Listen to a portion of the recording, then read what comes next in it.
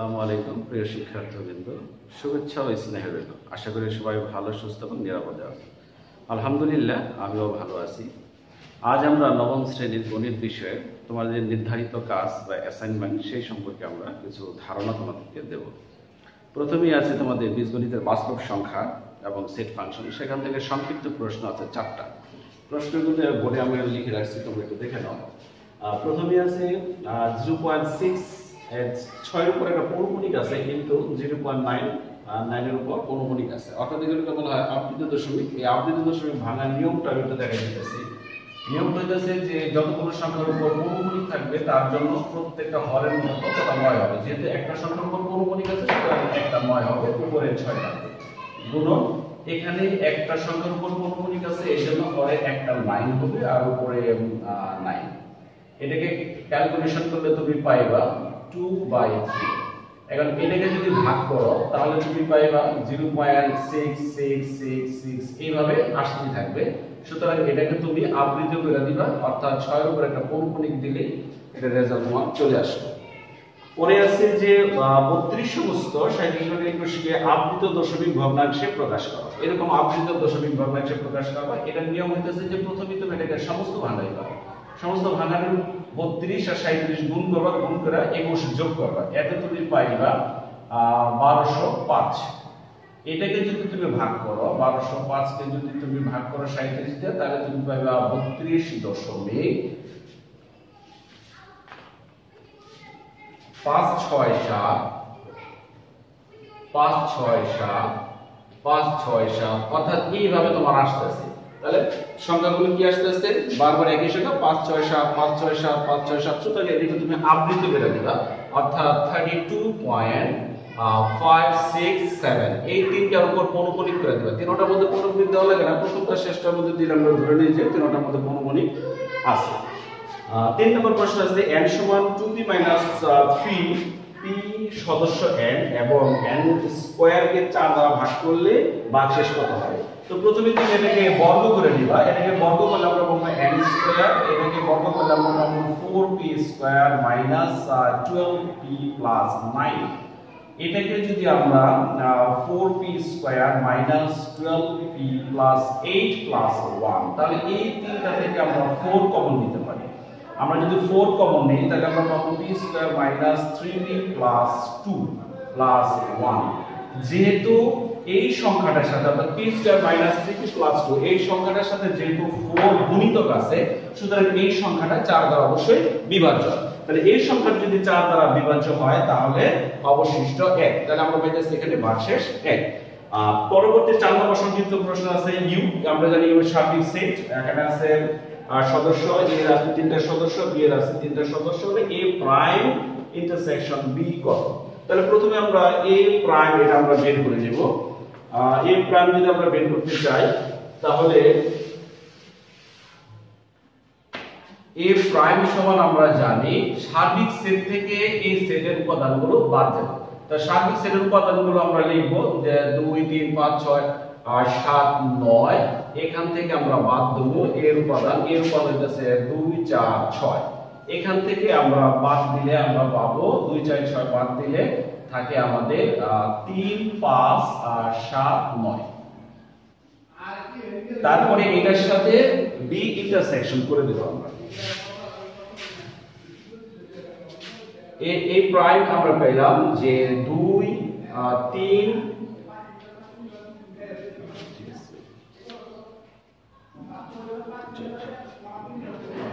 3 5 7 9।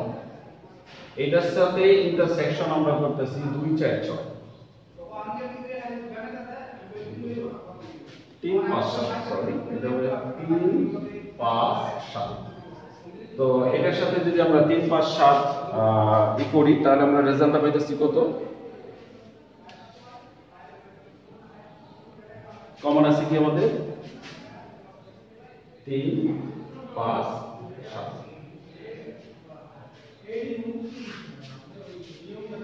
শিক্ষার্থী বন্ধুরা, আমরা সংক্ষিপ্ত প্রশ্নগুলো শেষ করলাম। এখন আমরা সৃজনশীল প্রশ্নটা দেখব।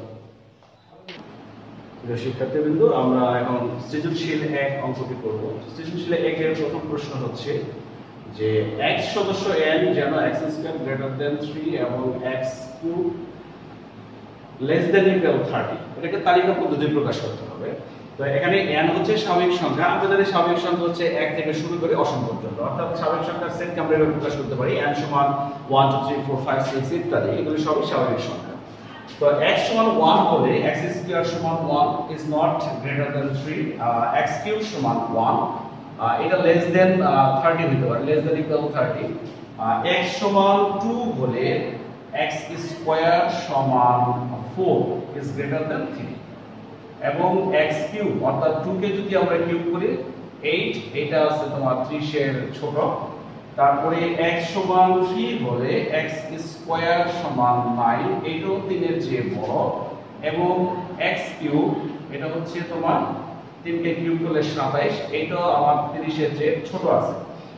x সমান 3 হলে x² সমান 9, x² সমান 4 হলে x² সমান 16, এটাও 3 এর চেয়ে বড় আছে, এবং x³ সমান আমরা যদি 4 দিয়ে কিউব করি তাহলে হবে 64, বাট এটা কিন্তু 30 এর কি হয়ে গেল, বড় হয়ে গেল, অর্থাৎ আমরা লিখতে পারি greater than 30, তার মানে কি এটা গ্রহণযোগ্য নয়। পক্ষান্তরে এখানে x² সমান 1, এটা 3 এর চেয়ে ছোট, এটাও গ্রহণযোগ্য নয়। তাহলে আমরা সেটটা কি পাইলাম? সুতরাং নির্ণয় সেট আমাদের এমন সংখ্যা নির্ণয় করতে হবে, স্বাভাবিক সংখ্যা, যেগুলো হবে এই শর্তটাকে মানে, অর্থাৎ বর্গ করলে 3 এর চেয়ে বড় হবে কিন্তু ঘন করলে 30 এর ছোট বা 30 এর সমান হবে। তাহলে আমরা সংখ্যা দুটো পাইলাম, স্বাভাবিক সংখ্যা দুটো পাইলাম কত? 2 এবং 3, এটা হচ্ছে তোমার তালিকা পদ্ধতি। ক্ষয়ের মধ্যে আছে ফাংশন অফ -2 সমান 0 হলে দেখা যায় যে রুট কে একটি অমূলদ সংখ্যা। তাহলে আমাদের এখানে একটা ফাংশন দেওয়া আছে, ফাংশন x সমান আমাদের দেওয়া আছে x³ plus k x² -4x -12, যেহেতু বলা আছে ফাংশন অফ -2 0, সুতরাং আমরা এখানে -2 বসাবো x এর পরিবর্তে। এখানে আমরা -2 দেব, তারপরে কি -2² -4 ইনটু -2 -12, এখানে আমরা পাচ্ছি -8 প্লাস 4k প্লাস 8 -12, অর্থাৎ আমরা পাইতেছি 4k প্লাস 8। যেহেতু এটার কথা বলা আছে আমাদের 0 হবে, সুতরাং আমরা বলতে পারি যে 4k প্লাস 8 সমান 4k minus 12, 4k minus 12 সমান 0, তা 4k সমান 12, k সমান 3। আমাদেরকে বলা হয়েছে এখানে রুট কে, তার মানে উভয়পক্ষকে আমাদের কি করতে হবে? রুট করতে হবে। তাহলে এই সংখ্যাটা একটা অমূলদ সংখ্যা আমাদেরকে প্রমাণ করতে হবে। এই অমূলদ সংখ্যা প্রমাণ করার জন্য তোমাদের বইতে সুন্দর করে দেওয়া আছে, তোমরা সেখান থেকে সাহায্য নিয়ে করবে। কি দেওয়া আছে তোমাদের আমি একটু বলে দেই। প্রথমে তুমি ধরে নিবা যে মনে করি রুট কে একটি মূলদ সংখ্যা। যদি মূলদ সংখ্যা হয় তাহলে তুমি এই সংখ্যাটাকে p/q আকারে লিখতে পারো, যেখানে বলা আছে p/q > 1 এবং এরা পরস্পর সহমৌলিক।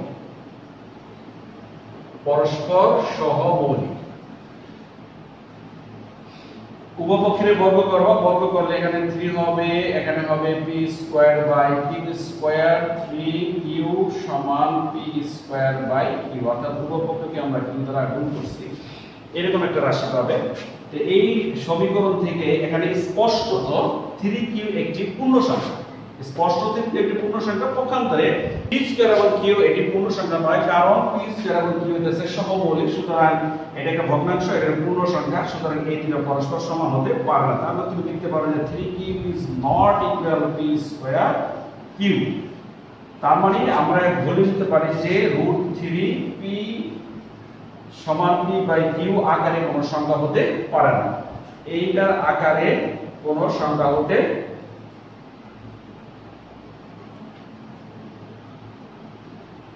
পারে না,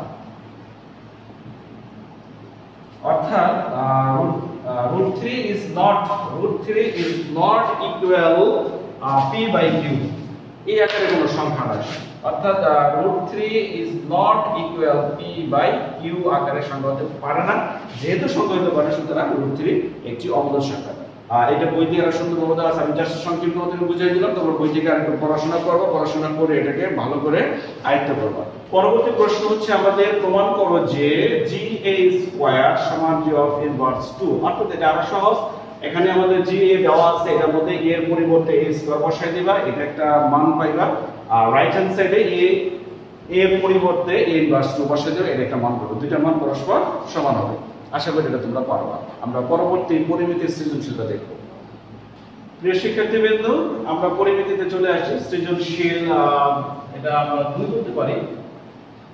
এখানে তোমরা চিত্রটা দেখতে পেতেছো, এখানে চিত্রের মধ্যে আছে একটা বৃত্ত এবং আছে একটি বিষম আকৃতির ষড়ভুজ। কেন ষড়ভুজ? দেখো এর মধ্যে এই একটা বাহু, দুইটা, তিনটা, চারটা, পাঁচটা, ছয়টা, 1 2 3 4 5 6 ছয়টা বাহু আছে। সুতরাং এটা কিন্তু বাহুগুলি যেহেতু সমান না, এই জন্য এটা বিষম বাহু ষড়ভুজ আমরা বলতে পারি। এটা একটা বৃত্ত। চিত্রের মধ্যে আমাদের দেওয়া আছে যে AB সমান 15 সেন্টিমিটার, CD সমান 7 সেন্টিমিটার, DE সমান 5 সেন্টিমিটার এবং AC সমান 12 সেন্টিমিটার এবং D সমান 5 সেন্টিমিটার। তো যেহেতু এইটার সমান, এটা যদি 5 হয় তাহলে আমরা এইটা 5 সেন্টিমিটার লিখতে পারি। এটা হচ্ছে এই বৃত্তের ব্যাস। প্রথম প্রশ্ন হচ্ছে যে BC এর দৈর্ঘ্য নির্ণয় করো। BC এর দৈর্ঘ্য নির্ণয় করো। BC এর দৈর্ঘ্য নির্ণয় করার জন্য আমরা যে কাজটা করব, এখানে একটা লম্ব অঙ্কন করব, অর্থাৎ C থেকে AB এর উপর আমরা একটা লম্ব অঙ্কন করব। লম্বের একটা নাম দিতে পারি CN,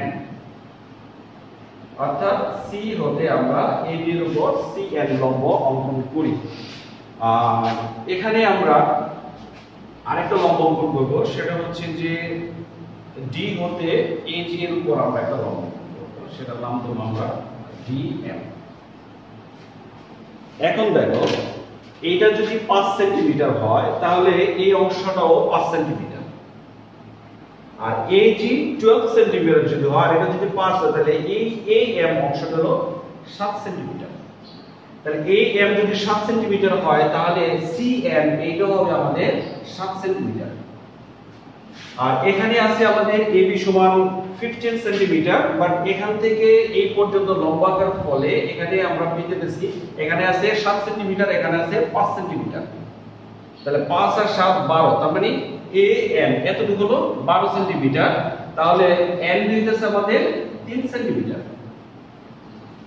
3 সেন্টিমিটার, ঠিক আছে।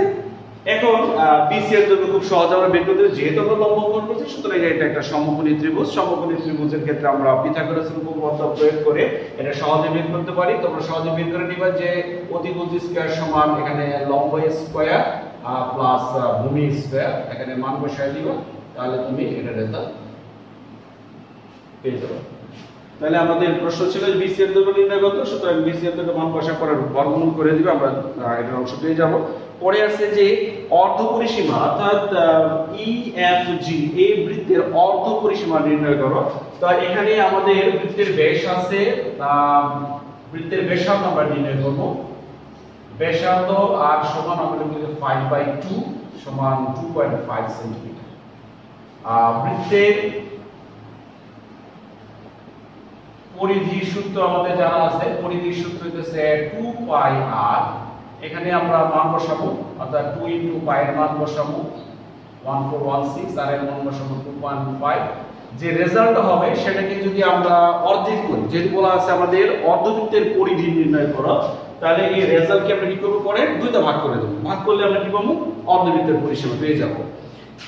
গয়ের মধ্যে আছে তোমাদের যে এই সম্পূর্ণ চিত্রের পরিসীমা নির্ণয় করো, অর্থাৎ A B C D E F G এই সম্পূর্ণ চিত্রের পরিসীমা এবং ক্ষেত্রফল নির্ণয় করো। তাহলে এই পরিসীমা প্রথমেই আমরা এখানে যে ষড়ভুজ আছে, বিষমবাহু ষড়ভুজ, এই ষড়ভুজের পরিসীমা নির্ণয় করব। তো ষড়ভুজের পরিসীমা যদি নির্ণয় করি আমরা এটার নাম দিতে পারি যে প্রথমে A B C D E G এর পরিসীমা। তো এর পরিসীমা নির্ণয় করার জন্য আমরা কি করব, এই সবগুলো বাহু যোগ করে দেব। অর্থাৎ এখানে আমরা যোগ করব AB বাহুর দৈর্ঘ্য, আমরা যোগ করব BC বাহুর দৈর্ঘ্য। এই BC বাহুটা কিন্তু আমরা এই যে এখানে পাইছি, এখান থেকে আমরা BC বাহু নিব। তারপরে আমরা যোগ করব DE বাহুর দৈর্ঘ্য, তারপরে আমরা যোগ করব GE বাহু, তারপরে আমরা যোগ করব AG বাহু। এই সবগুলো বাহু যোগ করলে আমরা এখানে যে একটা ষড়ভুজ আছে, এই ষড়ভুজের কি পাবো? এই ষড়ভুজের পরিসীমা পাবো। এরপরে আমাদের বৃত্তের পরিসীমা, এখানে এই EFG বৃত্তের পরিধি আমাদের এটা আগে নির্ণয় করে রাখছি। এখানে পরিধি এখানে আছে 2πr, এখানে মান বসাবো। তাহলে এই দুইটা যদি যোগ করি তাহলে সম্পূর্ণ চিত্রের আমরা পরিধি বা পরিসীমা পাবো। তাহলে আমাদের গয়ের মধ্যে আছে দুইটা প্রশ্ন, একটা হচ্ছে পরিসীমা, একটা হচ্ছে ক্ষেত্রফল। তাহলে পরিসীমার জন্য আমরা কি করব? প্রথমে এই ষড়ভুজের সবগুলো বাহু যোগ করব, এটা যোগ করলে পরিসীমা। আর বৃত্তের পরিসীমা হচ্ছে আমাদের 2πr, এটা আমাদের এখানে করা আছে। এই দুটো যোগ করলে আমরা এইটার পরিসীমা। এখন ক্ষেত্রফল আসো, এখানে ক্ষেত্রফল নির্ণয় করার জন্য আমরা একটু কাজ করতে হবে। সেটা হচ্ছে যে এইটা অর্থাৎ MDEG, এইটা 5 5 5 5, তার মানে এইটা একটা বর্গক্ষেত্র। আর এখানে আছে 7 7, এখানে আছে 7 5 12, এখানে আছে 12, এটা একটা আয়তক্ষেত্র। আর এখানে আছে একটা ত্রিভুজ। তাহলে ত্রিভুজ, আয়তক্ষেত্র, বর্গক্ষেত্র, এই তিনটার যদি সমষ্টি নির্ণয় করি তাহলে আমরা পাবো এই ষড়ভুজের ক্ষেত্রফল। আর এখানে বৃত্তের ক্ষেত্রফলের অর্ধবৃত্তের ক্ষেত্রফল কিন্তু অলরেডি চলে আসে আমাদের বর্গের ভিতরে। সুতরাং আমরা এখানে বৃত্তের ক্ষেত্রফল বের করে এটাকে দুই ভাগ করব, অর্থাৎ অর্ধবৃত্তের ক্ষেত্রফল বের করব।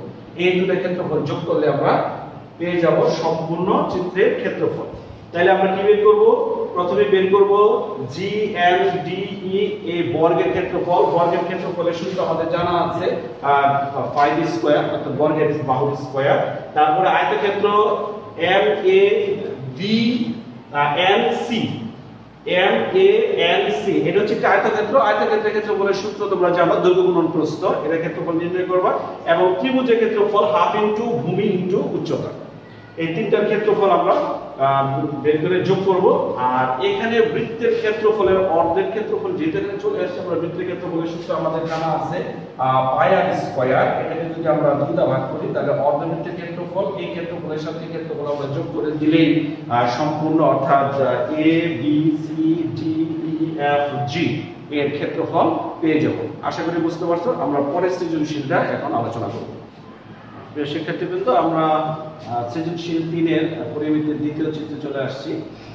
চিত্রের মধ্যে দেখতে পাইতেছো এখানে একটি সুষম অষ্টভুজ আছে। এখানে দেখো 1 2 3 4 5 6 7 8, 8টা ত্রিভুজ আছে এবং প্রত্যেকটা ত্রিভুজের ক্ষেত্রফল সমান। এখানে বাহু 8টা, 1 2 3 4 5 6 7 8, 8টা বাহু দ্বারা এই চিত্রটি, এটাকে বলা হয় সুষম অষ্টভুজ, অর্থাৎ প্রত্যেকটি বাহু সমান। এটা প্রথম প্রশ্ন হচ্ছে আমাদের যে ত্রিভুজ POQ, এই ত্রিভুজের ক্ষেত্রফল নির্ণয় করো। এই ত্রিভুজের আমরা ক্ষেত্রফল নির্ণয় করব। প্রথমে আমরা এই এখানে অন্তর্ভুক্ত কোণটা বের করব। আমরা জানি একটা বৃত্তের কেন্দ্রে মোট 360 ডিগ্রি কোণ উৎপন্ন করে। তো 360 ডিগ্রি কোণ উৎপন্ন যদি করে তাহলে আমরা এখানে এই কোণটা অর্থাৎ POQ, এই কোণটা হবে আমাদের 360 ডিগ্রি। যেহেতু এখানে কোণ উৎপন্ন হয়েছে 8টা, 1 2 3 4 5 6 7 8, 8টা কোণ উৎপন্ন হয়েছে। তাহলে 360 কে যদি আমরা 8 দিয়ে ভাগ করি তাহলে প্রত্যেকটা কোণের পরিমাণ আমরা পেয়ে যাব। 8 দিয়ে ভাগ করলে আমরা এটা পাবো 45 ডিগ্রি। সুতরাং এই ত্রিভুজের ক্ষেত্রফল অর্থাৎ ত্রিভুজ POQ এর ক্ষেত্রফল, এর সূত্র হলো হাফ ইনটু, আরেকটা জিনিস দেওয়া আছে আমাদের এখানে, কেন্দ্র থেকে শীর্ষের দূরত্ব দেওয়া আছে। কেন্দ্র থেকে শীর্ষের দূরত্ব যদি আমরা লিখি তাহলে আমরা লিখব যে দূরত্ব A সমান 4 সেন্টিমিটার। তাহলে এই ক্ষেত্রফলের সূত্র হলো half into A into A sin 45 degree. সুতরাং এখানে তুমি মান বসে দাও 4 আর sin 45 ডিগ্রির মান তোমাদের জানা আছে 1/√। ক্যালকুলেশন করলে তুমি এর ক্ষেত্রফল পেয়ে যাবে। অর্থাৎ কয়ের ক্ষেত্রফল চাইছে আমাদের ত্রিভুজ ক্ষেত্র PQ এর ক্ষেত্রফল নির্ণয় করো, half into A into sin 45 degree. এর মান বসায় দিয়ে ক্যালকুলেশন করলে এর ক্ষেত্রফল পাইলো। পরের ক্ষয়ের মধ্যে আছে খ, আরো সহজ, যে এই সুষম বহুভুজটির ক্ষেত্রফল নির্ণয় করো। সুষম বহুভুজটির ক্ষেত্রফল নির্ণয় করো। তো সুষম বহুভুজের ক্ষেত্রফল এখানে যেহেতু 8টা ত্রিভুজ আছে এবং প্রত্যেকটা ত্রিভুজের ক্ষেত্রফল সমান, তাহলে আমরা যদি একটা ত্রিভুজের ক্ষেত্রফল নির্ণয় করতে পারি, সেই একটা ত্রিভুজের ক্ষেত্রফলকে যদি আমরা ক্ষেত্রফলকে যদি 8 দিয়ে গুণ করি তাহলে সম্পূর্ণ ক্ষেত্রফল পেতে পারবো। অর্থাৎ আমরা লিখতে পারি যে P Q R S T U V W সুষম বহুভুজের ক্ষেত্রফল, বহুভুজের ক্ষেত্রফল 8 ইনটু ত্রিভুজ ক্ষেত্র পি কিউ পি ও কিউ এর ক্ষেত্রফল। অর্থাৎ একটা ত্রিভুজের ক্ষেত্রফলকে যদি আমরা 8 দিয়ে গুণ করি তাহলে সম্পূর্ণ বহুভুজের ক্ষেত্রফল পেয়ে যাব। তাহলে এটা কাটটা গুণ করলে আমরা পেয়ে যাব এটা। আরেকটা তোমাদের প্রশ্ন আছে বইয়ের মধ্যে যে অনিয়মিত আকৃতির এবং সুষম আকৃতি এই দুইটার মধ্যে কোনটির ক্ষেত্রফল নির্ণয় করা সহজ বলে তুমি মনে করো? তোমরা দেখতেই পেয়েছো যে আমরা আগের চিত্রটা ছিল একটা বিষমবাহু অনিয়মিত আকৃতির, সেটার ক্ষেত্রফল নির্ণয় করার জন্য আমরা চিত্রকে অনেক লম্বা অঙ্কন করতে হয়েছে। আমরা বর্গের ক্ষেত্রফল নির্ণয় করছি, আয়তক্ষেত্রের ক্ষেত্রফল নির্ণয় করছি, ত্রিভুজের ক্ষেত্রফল নির্ণয় করছি, তারপরে সবগুলো সমষ্টি আমরা বের করছি। আর এইটা দেখো একটা ত্রিভুজের ক্ষেত্রফল বের করে আমি যদি এটাকে অষ্টভুজ হয় তাহলে 8 দিয়ে গুণ করব, যদি ষড়ভুজ হয় তাহলে আমি 6 দিয়ে গুণ করব, খুব সহজে এর ক্ষেত্রফল পেয়ে যেতেছে। তাহলে তোমাদের সিদ্ধান্ত কি হবে যে অনিয়মিত বহুভুজ আকৃতির ক্ষেত্রে আমাদের সুষম বহুভুজের আকৃতির ক্ষেত্রফল নির্ণয় করা অত্যন্ত সহজ। এই বিষয়গুলো তোমরা আরো একটু বই ভালো করে পড়াশোনা করবা, আশা করি তোমরা আরো ভালো করে বুঝতে পারবে। যদি বইটা একটু পড়াশোনা করো, বই নিয়ে পড়তে হবে। আশা করি সবাই বুঝতে পারছো। সবাই সুন্দর করে খাতার মধ্যে লিখবা, সুন্দরভাবে উপস্থাপনা করবা। সবাইকে ধন্যবাদ।